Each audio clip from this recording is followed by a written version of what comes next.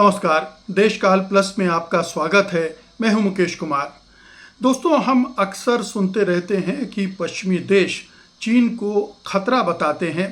कहते हैं कि वहां लोकतंत्र नहीं है, ह्यूमन राइट्स नहीं है और वो लॉ बेस्ड सिस्टम नहीं है उनके यहाँ, और उसको क्रिटिसाइज करते रहते हैं, उसे कमतर बताने की कोशिश करते रहते हैं।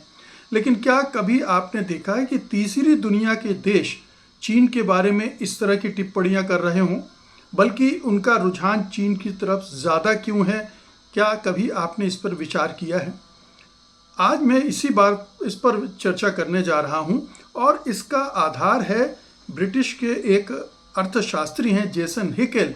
उन्होंने कुछ चीज़ें इतनी स्पष्टता के साथ दुनिया के सामने रख दी हैं कि हमें साफ साफ समझ में आने लगता है कि ये जो दो मॉडल हैं, एक पश्चिम का मॉडल है, अमेरिका और यूरोप का मॉडल है, वो किस तरह से काम कर रहा है, चीन का मॉडल किस तरह से काम कर रहा है, और दोनों जो मॉडल हैं वो ग्लोबल साउथ के लिए, तीसरी दुनिया के देशों के लिए, उनमें से कौन बेहतर साबित हो रहा है।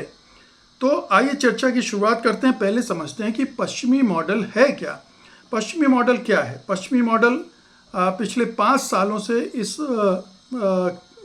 धारणा पर चल रहा है कि वो पूरी दुनिया भर की अर्थव्यवस्था का केंद्र है और बाकी जो देश हैं वो उसके पेरिफेरी के हैं, परिधि के हैं। उसका जो मॉडल है उसमें ये है कि वो इन परिधि के देशों से, जो पेरिफेरी के देश हैं, उनसे सस्ता श्रम लेता है, सस्ता कच्चा माल लेता है, सस्ती औद्योगिक वस्तुएं लेता है, और उनसे फिर कोई एक फिनिश्ड प्रोडक्ट बनाता है और उसका दाम भी वो तय करता है।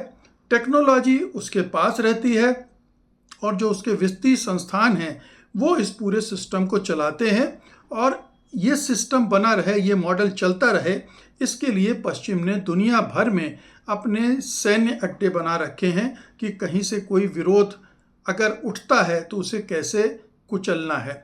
ये पश्चिमी मॉडल है जो 500 साल से चल रहा था।